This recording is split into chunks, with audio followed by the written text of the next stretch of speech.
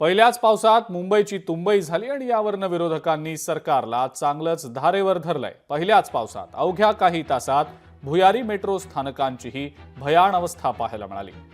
पालिकेनं कुठलीही पावसाळा पूर्व तयारी केली नाही असा आरोप विरोधक करतायत। मुंबई पालिकेनं एकाच पावसात शहर बुडवून दाखवलंय असा आरोप आदित्य ठाकरेंनी केलाय, तर हर्षवर्धन सपकाळ आणि वर्षा गायकवाड यांनी सुद्धा सरकारला घेरलेलं आहे।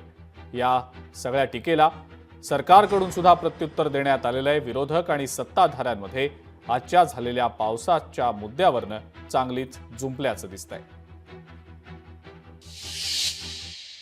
मुंबईची मान्सूनची तयारी काय होती की आपल्याला दिसते। रस्ते आम्ही कधीपासून सांगतोय की आता क्लोजिंग स्टेजला आणा।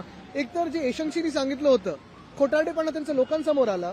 ग्रीन कार्पेट घालून नाले सफाईची पाणी असेल, इकडे असेल तिकडे असेल, कुठच्या कॉन्ट्रॅक्टरला पेनल्टी लावली आहे तुम्ही, कोणाकडून दंड आकारलेला आहे, कोणाला ब्लॅकलिस्ट केलेलं आहे। कारण खड्डे मुक्त तर झाले नाही, पण तुमच्या खिशातले खड्डे भरून काढलेले आहेत। मी भाजपला असेल किंवा एशंशीना सांगेन की जरा राजकारण फोडाफोडीचं बंद करा आणि मुंबई असेल, पुणे असेल, ठाणे असेल, इथे लक्ष द्या। कारण मुंबईकरांचे असेल किंवा महाराष्ट्रभरात सगळ्याच शहरांचे हाल झालेले आहेत। पहिल्याच पावसात मुंबई तुंबली आणि भ्रष्टाचार तरंगायला लागला। मुंबई महानगरपालिकेने एकंदरीत केलेला जो भ्रष्टाचार आहे तो आपल्या सगळ्यांच्या समक्ष या तुंबलेल्या मुंबईच्या अनुषंगानं लक्षात येतोय आणि त्याचा हा परिणाम आज मुंबई खोळंबलेली आहे। येणाऱ्या पूर्ण मान्सूनमध्ये तर मुंबईचे बेहाल होण्याची देखील शक्यता ही नाकारता येत नाही। तर दुसरीकडे जे विमानतळ आहेत ते गळायला लागलेली आहेत, तिसरीकडे शेतकरी हवाल दिलाय। एकंदरीत महाराष्ट्रावर हे आसमानी आणि सुलतानी संकट मोठ्या प्रमाणात आलेलं आहे। मला या ठिकाणी सांगायला पाहिजे की आम्ही मान्सून पूर्व तयारी संदर्भात विविध प्रश्न त्या ठिकाणी उपस्थित केले। रस्त्याच्या कॉन्क्रिटी संदर्भामध्ये भ्रष्टाचाराबद्दल सातत्याने आम्ही बोलत आहोत। आज ही जबाबदारी जी आहे ते मुंबई महानगरपालिकेला घ्यावीच लागेल। सातत्याने 3 वर्ष मुंबई महानगरपालिकेमध्ये कुठल्याही तऱ्हेचे लोकप्रतिनिधी नाहीयेत आणि त्यामुळे आज आयुक्त असतील, राज्य सरकार आहे, हे त्याला जबाबदार आहे, हे या ठिकाणी आम्हाला सांगावं लागेल। आणि या पूर्ण प्रकरणाची नाले सफाईची आणि रस्त्याच्या संदर्भामधली चौकशी एसीबीच्या माध्यमातून करावी।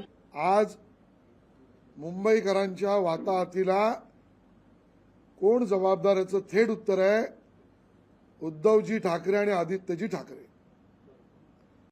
गेल्या 25 वर्षात कट कमिशनचा धंदा, कंत्राटदारांशी कट कमिशन, यामुळे मुंबईची आज हालत झाली आहे।